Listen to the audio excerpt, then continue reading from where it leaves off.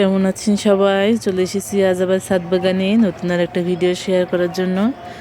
আর আজকে একটু হারভেস্টিং করার আছে, তো সেটা করব আর ওগুলো আপনাদের সাথে শেয়ার করব। চলুন কী কী হারভেস্টিংয়ের জন্য তৈরি হয়ে আছে দেখা যাক। তো এখানে চলে এসেছি লাউ গাছের এখানে। লাউ গাছের এই পাতাটা তুলে নেব, কারণ এটার জন্য গাছের গ্রোথ কমে যাচ্ছে, অন্যান্য গাছ বাড়তে পারছে না। আর দেখুন আমার লাউ গাছটা কত সুন্দর হয়েছে, বেশ সুন্দর হয়েছে। তো এটা আমি 1G কাটিং করে দিয়েছি, এরপরে 2G কাটিং করে দেবো লাউ আসার জন্য। আর এখানে এখনও ঢেঁড়স হয়ে যাচ্ছে গরমের, তুলে নিলাম। আর তুলে নেব আজকে একটু পালং শাক। পালং শাকগুলো বেশ বড় বড় হয়ে গেছে, এখন তুলে নেব, কারণ ঘন হয়ে গেছে প্রচুর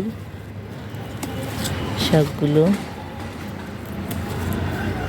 অর্গানিকেই শাক খাওয়ার মজাই আলাদা।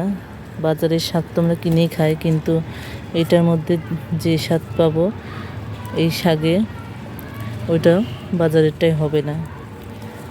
এই যে এভাবে সবগুলোই তুলে নেব। আর এই যে দেখুন এখানে সিমগুলো তুলে নেব। এই যে সিমগুলো বেশ বড় হয়ে গেছে, বেশ কয়েকটা সিম আজকে তুলতে পারবো। এই যে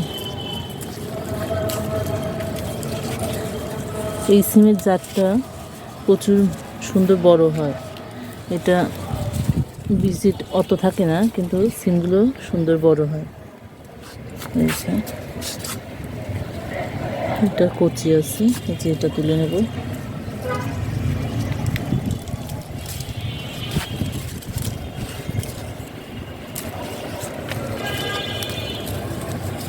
যে দেখুন আজ বেশ অনেকটাই সিম পেয়ে গেছি।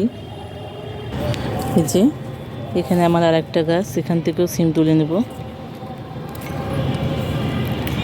এই যে এখানেও সিম হয়ে আছে,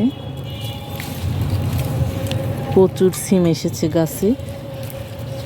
এই যে আরও তো দেখুন কত এখনও ফুল আছে, হচ্ছেই। আর এই যে এখান থেকে একটা বেগুন তুলে নেব। এই যে এই বেগুনটা তোলার মতো হয়ে গেছে, এটাও তুলে নেব। আর এই যে চলে এসেছি আমার নিচের বাগানে, এখান থেকে তুলে নেব বকফুল। এখনও বেশ দারুণ বকফুল হচ্ছে, তো এখান থেকে বকফুল তুলে নেব।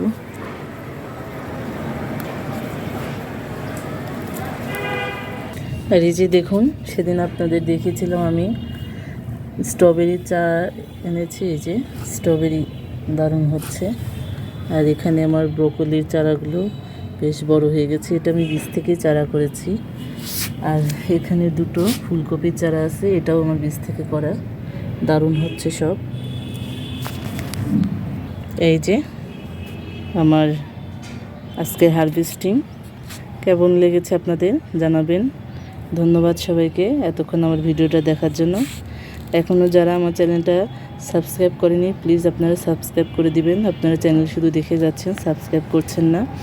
আর যদি ভালো লাগে ভিডিওটা লাইক কমেন্ট শেয়ার করে দিবেন।